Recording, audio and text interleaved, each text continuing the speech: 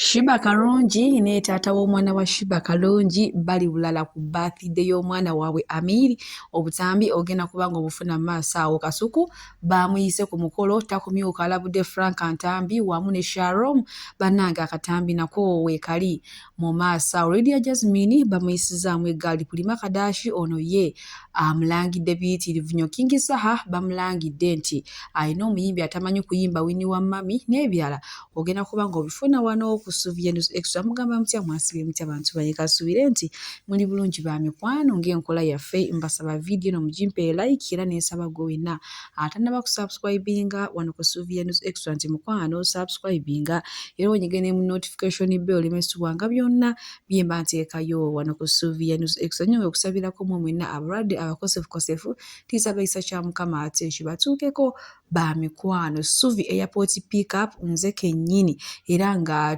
tuvuga abantu okubajja ku kisaawe n'okubatwala ku kisaawe n'abali mu bitundu ebyenjawulo oba oli muno mu kibuga oyagala kuvugamu buvuzi oba oli mu kyalo oba oli luddawa nze kasita onkubira ku nnamba z'essimu z'olabaawo mukwano ngenda kuba nkutuukako obutereevu ate ku bbeeyi no nga yanseko buseko siseera ddala so okwewala abafere okugwa mu bantu abatali b'amazima kubira Suvi Airport Pickup. Munnange nkutandise bwenti olunaku olwaliro jjukira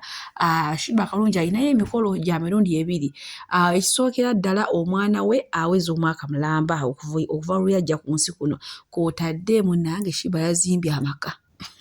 Yazimbye amaka amalala agatali gano ag'emunyonyo kati emikolo gyegasse biine munnange omwana musiraamu ddala wali tolina ky'otugamba era balabikiddwako awo nga bali mu kusaba.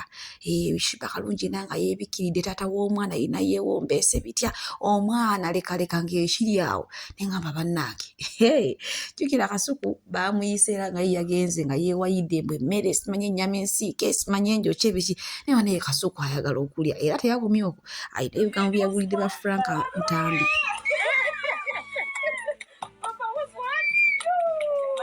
Bw'atyo bebi waffe munnange Amiri bw'alabise yenna amasanya agamuliko naye nga ye taata yenna amukutte ali wali aloola buloozi bannange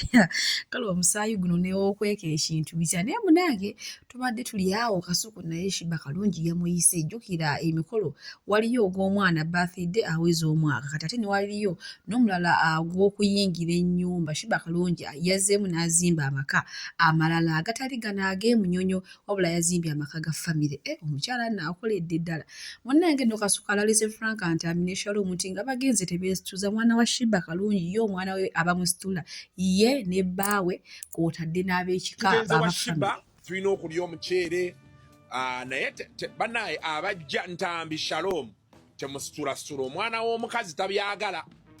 omwana we ayagala ye n'abamwetoolodde baba bamukwatako bokka temusitulasitula omwana w'omukazi. Ekyokulala mube mu kifo kimu temwefuula abamanyi omukazi ojja fuluma. Shiba munyogoze bereya naddala bulu ne white oyo ne bya purple sibyagala nnyo blue and white Amara let it be called we are coming baterawo n'ennyama tetwagala nnyo buffet meat kate kunnyo masavu n'amagumba. We celebrate. Life is about celebrating, For now I gotta go. Bw'atyo munnaye Kasuku ababuulidde nga tebanaba na kutuukayo Sharon ne Frank Ntambi naye nga kyekimere bannaye gyekiri kiyitirivu nnyo nyiddane naye bw'obanga toli wa famire obanga toli muyite teweetantala kugendayo erweza togeza n'osala ekkubo erikutwala erweza. Shiba Kalungi gye yazimbye amaka ga famire. Bannange akozese tomanyi bagamba ensowera ekwagala yekugwa kati Kasuku abalabudde ng'obudde bukyali. Munnange tubadde tuli awo ava piisi nga munnange yeefutula ekifaananyi ekyo nga wookiraba nga ku kaburawuzi ke kayambadde abadde ayambadde sikaati n'akaburawuzi ako nga wookalaba nga kuliko ebigambo ebyo. Munnange nolowooza bashiba Holix bamutabukire bamugambye gwe jjawo simanyi biki okwekoza okukoppereza tuddamu kukoppa kwini waffe omanyi Shiba Kalungi atera okwambala t-shirt ze oba blouse ze oba obutopu bwonna kyonna kyaba ayambadde nga kiriko ebigambo bitera okubeerako ebigambo ebyenjawulo nga bitegeeza n'amakulu nga ganjawulo. Munaye no bamubuulidde gwe weesonyiwe kwini waffe ererere obusungu bubadde bungi nnyo nyini ddala era nga mu kiseera kyekimu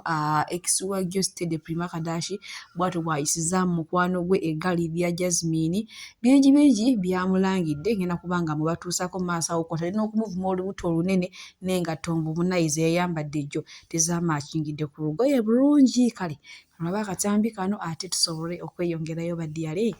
n'agaaliro manye ennaku zino omukwano ali bulala pulimu oba ki ekyamutuuseeko. Lydia, I think for the first time in her life yabadde talinaako kamogo pozi engatto ko olugero lwadde luwanvu si kyekyo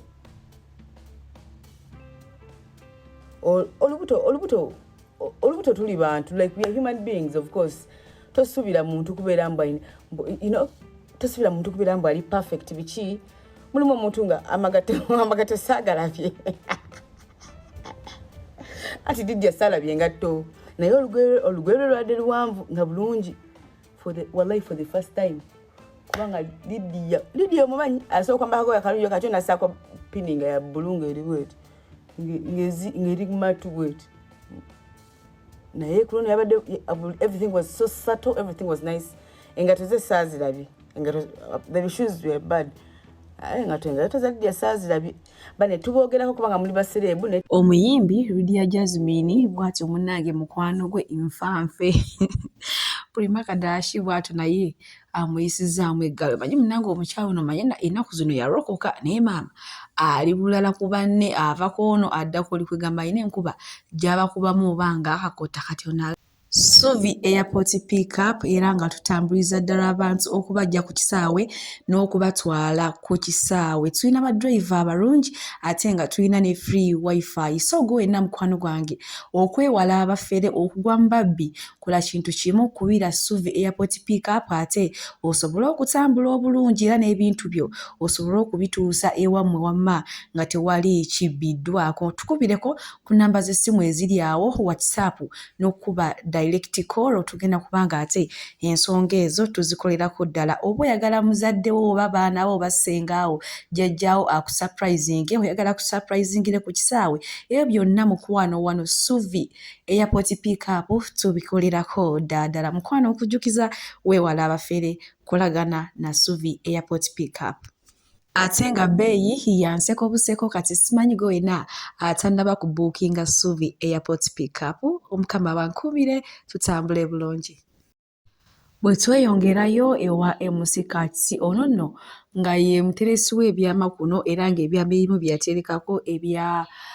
His Excellency Robert Kyagulanyi Ssentamu naye mabegako awo byagenda ne bimumenya n'ayagala bitugamba kati munnange olunaku olw'ejjo abaddeko awo ku interview ye Shalom ne Frank Ntambi munnange n'atubulira ku nsonga za ffiye nti mune bulijjo tubali tunenya wa bwerere twali tugamba nti ye yasiiga omwana w'abandi kawuka nga tambuulire naye MC Kasita agambye nti nga tanaaba kugatta na ffiye yasooka n'amugamba nti nze munnaye ndi mulwadde ko ffiye n'agamba oba oli mulwadde oba toli mulwadde byonna mukama yamanyi so mumugyeko omusango gwe mubadde mwamuteekako munnange bwe nkuzaako eno Tanzania Azuchi ne Diamond Platinum olunaku olw'ejjo bw'atyo munnange yasazeewo n'akolera mukyala we oba girlfriend omanyi nabo tebategeerekeka leero bafumbo enkya baawukanye beerangidde ebisongovu kwegamba ebyabwe byo ogezaako okwagala obbiyingiramu oyinza n'okwekanga nga n'omutwe gukulumye mu bintu by'otategeereka kuba bo baatulema okumanya omukwano gwabwe entambuza gye bagutambuzaamu munnange bw'atyo ku mazaalibwa ge yamukoledde ka surprise ako nga wookalaba munnange n'asanyuka Azuchi n'agamba bannange amalirere era nga w'omanyi amasanyu g'abakyalo manyifu obuntu obutusanyula bubeera butono nnyo naye buno obuntu butono nnyo ku Diamond Platinum kubanga era bulijjo abadde abumukolera ne naye era omuntu gw'oyagala tolina kukoma mukolera bintu birungi buli kadde buli ssaawa buli ddakiika buli minati eyita olina omukolera ebirungi BF Suma Herbal Research Clinic banyanjabisa ddagala lya butonde gwe n'omwami atawanyizibwa ensonga z'omu kisenge tomalaako bulungi abakyala bonna b'owasa be bagenda nga gwe mukwano eby'omukwano byagaanira ddala oba ng'oyagala kwongeza ku sayizi kubeera kuba BF Suma era gwe natawaanyizibwa ensonga z'okufuka omusulo gukuluma oyina pain obeera ofuka omusaayi kwegamba nga naawe oli awo mukwano byakusoba kutuddamu kaaba tuddamu kweyaliikira nga BF Suma weerira nga gwe naayagala okulabika obuto oyagala kulabika bulungi oyagala kukola kasusu oyagala kusala lubuto bbeere kugulu kabina biki bakubireko ate nga bakola ne delivery mu nsi yonna gy'obeera oli ddagala eryo liba lisobola okutuukako munange sigenda kulwisa nkuvuze butereevu paka wa King Saha n'omuyimbi we Winnie Wamami ate olowooza tebamulangidde mbu Winnie Wamami talina byayimba munange ennaku zino abantu boogera kate ng'omusezi agula essuuka nomanye omusezi ali abantu waagula essuuka ne bakudduuka oba mu katale oba wagamba nene essuuka munenge nagiyirako bantu kati nno bambuulidde kate tebalaba byayimba mbu alinga Gloria Bugi ngenda kubanga mbatirako wakatambi Masaawo Suvi Airport Pickup nze kenyini banaye mumpagire siseera ate nina badriver abalungi ate Winnie Wamami va ku baana abakusudde abagudwa ifu edi bakatisiugi nti King Saha bulijjo aterese Winnie Wamami ng'alina ekyamakulu kyagenda otuwa Winnie Wamami wamma eddoboozi lyo fu eddoboozi lyo ovuganya na Gloria Bugi muligi yemu ne Gloria Bugi vamire bagaye bakatisiugi nti wamma bulijjo akulinze konsati ejje alaga abantu kyoyinawo toyina kyoyinawo King Saha Winnie Wamami eddoboozi lye likyabuliramu ddala nnyo ge mazima toyina mu akazindalo buno obudde wobanga oli maneja wa Winnie Wamami ng'era ogamba olina kyomwagaliza ekyamaanyi ennyo sooka omutwalo omutendeke eddoboozi ly'effu nnyo avuganya na Gloria Bugi of which Gloria Bugi ali mu kategori ya success card ge mazima bakuba n'abakusudiya bano bakatisiugi bagudwa ifu edit emana bulijjo King Saha ina kyategekera Winnie Wamami ekyama kiki wakoze Winnie Wamami kiki wayimbye wamma kibakulimbalimba n'omunayimba ennyimba 108 newonamwa kolabo 10 ng'eddoboozi likyaliwo erityo teri n'omu agenda mupangisa n'emukuzina abalongo tebajja mupangisa eddoboozi fu ge mazima buno ode mwali badde munabira ku MC10 MC10 is a performer MC10 live band agikuba MC10 is an entertainer kweli ebisatu Winnie Wamami akola coach mwaba musudia mwana tu King Saha okoze mu Winnie Wamami omulimu mulimo ki